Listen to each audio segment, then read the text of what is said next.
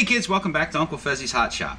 Well, my original videos that I put out didn't pass standards and practices. I was advised by my attorney that I really should make a more G-rated video, and one that's not rife with double entendre and off-color jokes. So, we're going to do that. This way you can show the kids and not have to cover their ears or turn the volume down. Now, my YouTube analytics have proven that the average attention span for any of my views on my videos is about 4 minutes and 30 seconds. Do me a favor, watch this one all the way to the end. I'm going to try to keep it less than 15 minutes long. So, let's get started. We're burning time and your attention span. Now, what I have in front of me here is a GTT, Glass Torch Technologies, Phantom glass blowing torch. The torch itself is just here. This is the base and this is a clamp. My table's real thick, so I have to use this big long clamp. Or I'd bolt it to my table, and I don't really want to do that. So, how do I make Christmas ornaments? Well, the first thing I do is I adjust my flame to create the perfect fire to pull a point. Now, all of my Christmas ornaments start out as Pyrex rod and tubing. This particular piece of tubing is called profile tubing, which means it has a profile that's on the inside of it. Now, the first thing I have to do is I have to preheat my tube a little bit. So, no, still in flame. It's still in frame. Now, I'm going to preheat it just a little bit because this tubing likes to crack, and it's a little cold in Uncle Fez's shop today, which is ironic. Hot shop, and it's cold in here. So, what I have on this end is a point that I already pulled. These start out as solid or 1-inch tubing. You know, the whole thickness is, or the whole width is 1 inch, the whole length, and it's usually about 5 feet long. I cut these in half, and then I work with them from this point forward. Now, I heat the tube equally all around on the left and the right and the center. Once I get the center about 1/8 to 1/4 of an inch deep with heat, and it's collapsing in on itself, and it's about 1/4 of an inch wide, I'm going to take it out of the heat. I'm going to keep spinning it the entire time because gravity is your friend and gravity is your enemy, and then I'm going to give it a tug, and I'm going to keep spinning it while I pull it. So whilst I am pulling this out like this, I am evenly distributing the heat from the glass that's still on the tube. Now, Pyrex is fantastic because it cools very quickly, and when it's this thin, doesn't require any type of real annealing. Behind me to my right is an annealing oven that I use for larger pieces. Anything over 1/4 of an inch thick requires annealing.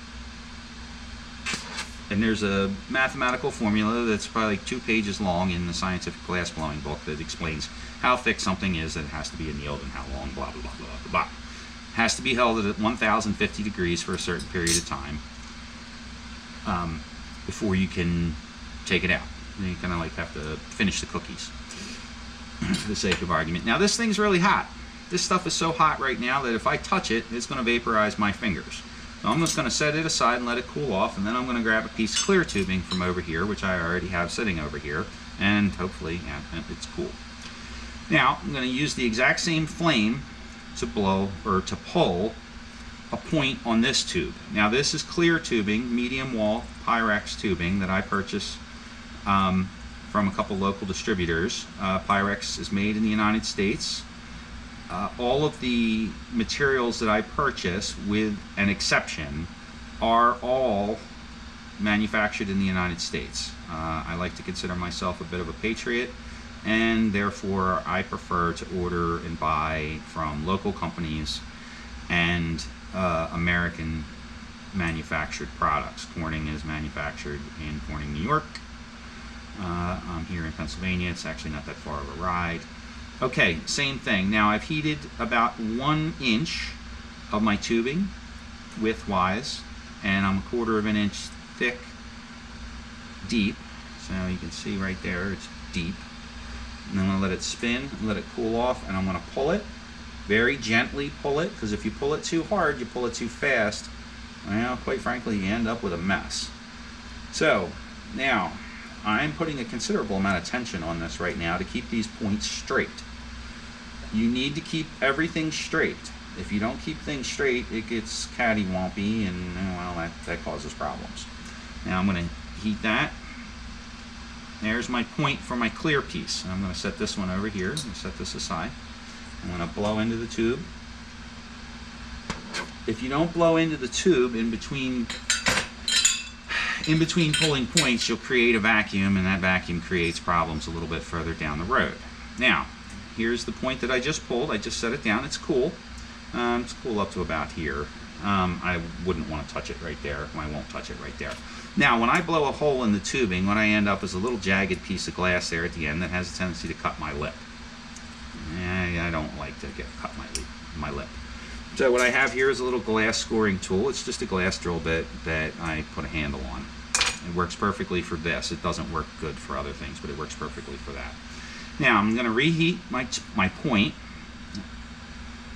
This point is actually a little small, so this is going to be turned into just a straight ball, I hope. We'll find out. Every one of my Christmas ornaments, I don't know what it's going to be until it's done.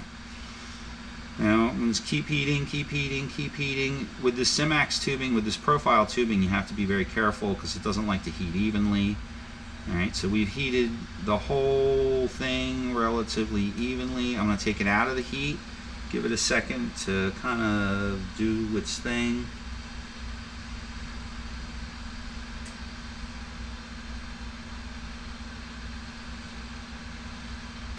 If you blow too hard, which I just did, you end up with a little bit of a lump in it.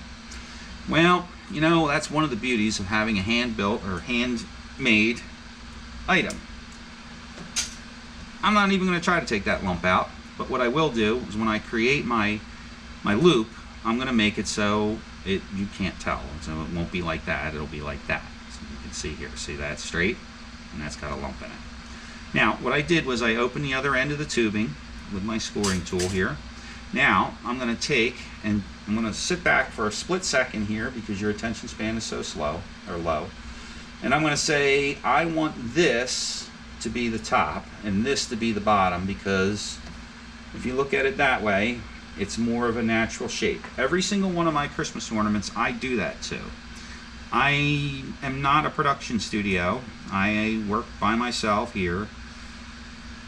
Now what I'm doing is I'm heating the glass in to create this little ball here, which is all liquid glass. I'm going to pull it out, I'm going to spin it around and create a loop. Now the problem with this loop, and this is another thing that needs to be immediately addressed here, is that this loop is, ugh, I don't like that loop. So I also have a little bowl of water right off camera that you can't see. Now I'm going to take the loop that I just created and I'm going to make it go away. I'm going to heat this rod, this 4mm rod, and I'm going to attach it to my piece. I'm going to melt this rod into the ornament, and I'm going to create a new loop because I was not happy with the loop that I made. This happens often. I try not to do it too much, but it does happen from time to time. There we go. So now I have a nice even heat. I have a nice even piece here. I'm going to take it around, keeping in mind that it's crooked. I'm going to spin it back on itself and attach it lightly. Glass is very sticky when it's hot. It's sticky with itself. I'm going to heat it just a little bit to melt that excess piece in. I'm going to grab this tungsten rod here, heat it again. Now I've fixed my loop. Okay? Now, I'm going to grab my forceps, heat the forceps in the flame, gently heat my loop, heat my forceps, heat my loop. What this does is it helps the glass anneal. The wall thickness on my ornaments is such that I don't need to anneal them. Now, everybody asks, or everybody says, I would love to buy your Christmas ornaments, but I'm afraid my cat's going to knock them off of my Christmas tree and they're going to break when they hit the ground. Or I have a 2-year-old that likes to take the ornaments off the tree and place catch with them. Now, I can't guarantee that my ornaments will not break. I can't do that because they are glass. But one of the things is, and the advantages of Pyrex is it's incredibly strong product. Now, do they break? Absolutely, they break all the time. It's glass. Glass breaks. Generally, this little tip was going to break off. If that happens, sometimes I can fix them, sometimes I can't. If you're that in love with your Christmas ornament that you snap the end off and you want it fixed, I can sometimes take care of that. But that's a brick. That's graphite. That's steel. That's pretty strong. So, let's move on to the next Christmas ornament. Now, you saw me have one there with a little bit of color on it. We're going to open the end back up again because Uncle Fezzy doesn't want to cut his lip. I'm going to crack the end off of that one. Now, this tube has been sitting out for a couple seconds or a couple minutes, so therefore it's cooled off. So I'm going to just very, very carefully preheat the tube in the flame. I'm going to reach over here in my pile and I'm going to grab, I was hoping I was going to grab one that had a little bit longer handle on it. I'm going to grab this piece of color. Now, all of my color comes pre-made, pre-manufactured in these rods. These rods range in anywhere in thickness between 1/4 of an inch to 3/8 of an inch. You can buy 1/2 inch. I don't generally buy the thicker stuff because I don't make anything that's that big. So now this just happens to be yellow. Now I'm going to take and I'm going to put a yellow line on this. I'm running out of color because I've shot this video 5 times and I didn't make any more color stringers. So I put a yellow line on this. Now, yellow and red go together. If you're local to where I live, yellow and red is the colors of the local school baseball, football teams. The Roaring Lions. All right, so now, once again, I'm putting another line on it. Now, I'm very, very, very carefully heating both the glass and the stringer at the same time. Now, you can't overheat the stringer because you'll boil the glass. You can't overheat the base because then you'll run the stringer into the base and make it all cattywampy, and that never is good. Now, I'm going to reheat. I'm going to put it back in the flame, and I'm going to reheat the color which I just applied. Now, I could, in theory, heat this up just enough to blow it out and create a Christmas ornament with a 3-dimensional surface on it. I do that. In this particular instance, I want to heat this all the way in and create a single homogeneous piece of glass with no discernible difference between the inside color and the outside, or the base color, which is clear, the clear base, and the color which I applied. Now that has a lot of advantages to it. The first advantage to that is strength in the piece. I pride myself in my Christmas ornaments being really strong. I do. That's just one of my things. Now, I've taken and heated the vast majority of this in. I got still one little blob on here that doesn't want to heat in all the way. That's okay. Now, you can tell from the picture there, or from the video, that my rod, or my tube, is now probably half the size it originally was. I'm also taking it out of the heat a little bit too long. Now, I'm going to stick it back in the heat. Now, I'm watching the color heat. I am watching the clear heat. And it's very difficult with that camera to see the little variations in color, which is what I'm looking at. Now, I'm going to take this, heat this up a little bit. I'm going to take it out of the heat for just a second and then puff into it.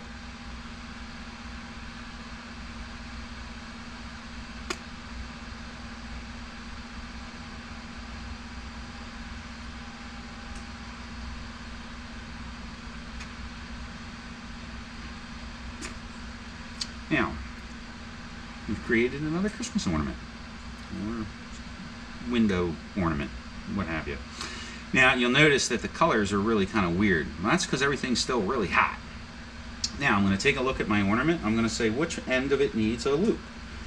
I'm going to say like that because I want it to be thin at the top and wider at the bottom.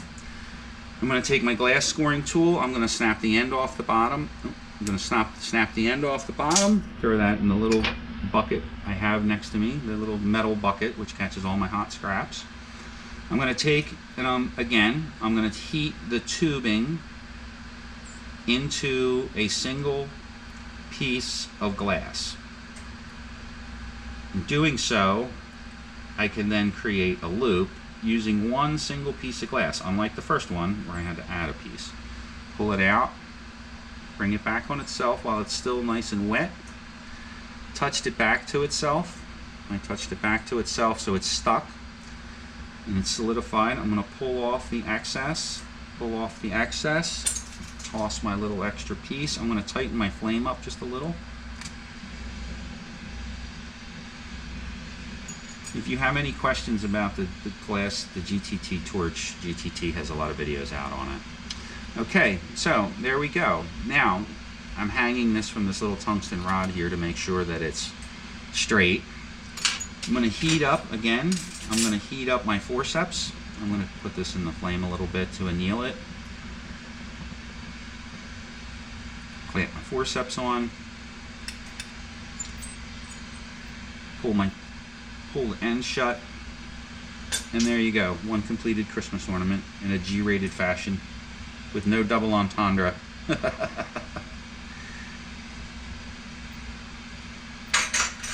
Suitable for the children. If you have any questions, if you have any comments, feel free to leave them in the comment section. If you have any other questions, I might get back to you. I usually do.